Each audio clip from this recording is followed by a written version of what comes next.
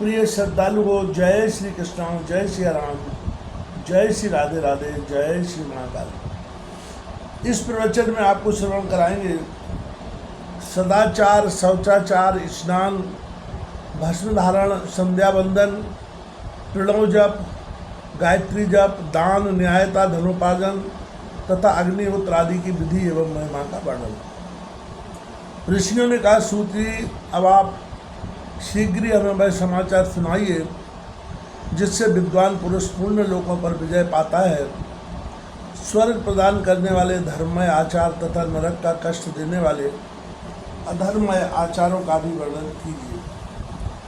सूत जी बोले, सदाचार का पालन करने वाला विद्वान विप्र ही वास्तव में विप्र नाम धारण करने का अधिकारी है, जो केवल वेदोक्त आचार का पालन करने वाला एवं वेद का अभ्यासी है।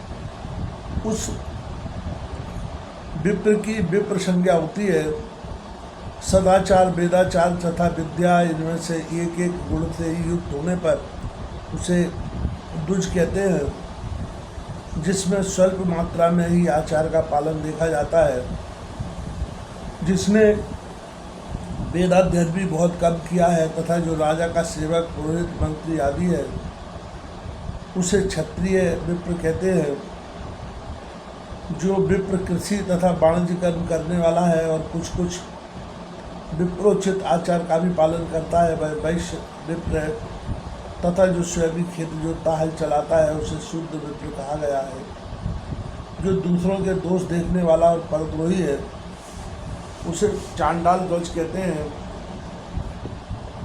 इसी तरह क्षत्रियों में भी जो पृथ्वी का पालन करता है वह राजा है। दूसरे लोग राजत्वहीन क्षत्रिय माने गए हैं। वैश्यों में भी जो धन आदि वस्तुओं का क्रय विक्रय करता है वह वैश्य कहलाता है। दूसरे को बड़े कहते हैं। जो विप्रो, क्षत्रियों तथा वैश्यों की सेवा में लगा रहता है वही वास्तव में शूद्र कहलाता है। जो शूद्र हल जोतने का काम करता है उसे वृषल समझना चाहिए। सेवा, शिल्प और कर्षण से भिन्न वृत्ति का आश्रय लेने वाले शूद्र दस्यु कहलाते हैं।